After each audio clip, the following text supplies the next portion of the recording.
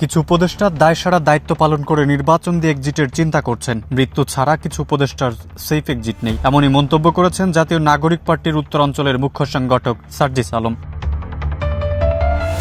তিনি বলেন, দায়সারা দায়িত্ব নেওয়ার জন্য অভ্যুত্থান পরবর্তী একটি সরকার কাজ করতে পারে না। তারা এত শহীদের রক্তের উপর দাঁড়িয়ে ওখানে আছেন। এক্সট্রিম মশার কয়েল প্ল্যান্ট ফাইবার দিয়ে তৈরি, ডেঙ্গু চিকুনগুনিয়া বাহি সহ যে কোনো মশার বিরুদ্ধে দেয় এক্সট্রিম সুরক্ষা। তারা যদি এমনটা করতে থাকেন তাহলে দেশের মানুষের সামনে মুখ দেখাতে পারবেন না। যারা এ ধরনের চিন্তা করেন তাদের জন্য বলতে হয়, মৃত্যু ছাড়া কোনো সেফ এক্সিট নেই। পৃথিবীর যে প্রান্তে যান, বাংলাদেশের মানুষ তাদের ধরবে।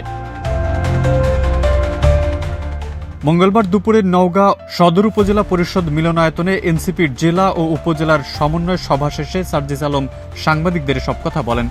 সার্জিস আলম অভিযোগ করেন, নির্বাচন কমিশন জাতীয় লীগ নামে একটি দলকে নিবন্ধন দিতে উঠে পড়ে লেগেছে, অথচ দলটির অস্তিত্ব বলতে টয়লেটের পাশে একটি ছোট্ট ঘর ছাড়া কিছুই নেই। তিনি বলেন, যে কোনো দলকে নিবন্ধন দিতে হলে আগের মানদণ্ড অনুসরণ করলে চলবে না, সবকিছু যাচাই বাছাই করে করতে হবে। যদি এটি আওয়ামী লীগের পুনর্বাসনের কোনো প্রচেষ্টা হয়, জনগণ ও এনসিপি তা কোনোভাবেই মেনে নেবে না।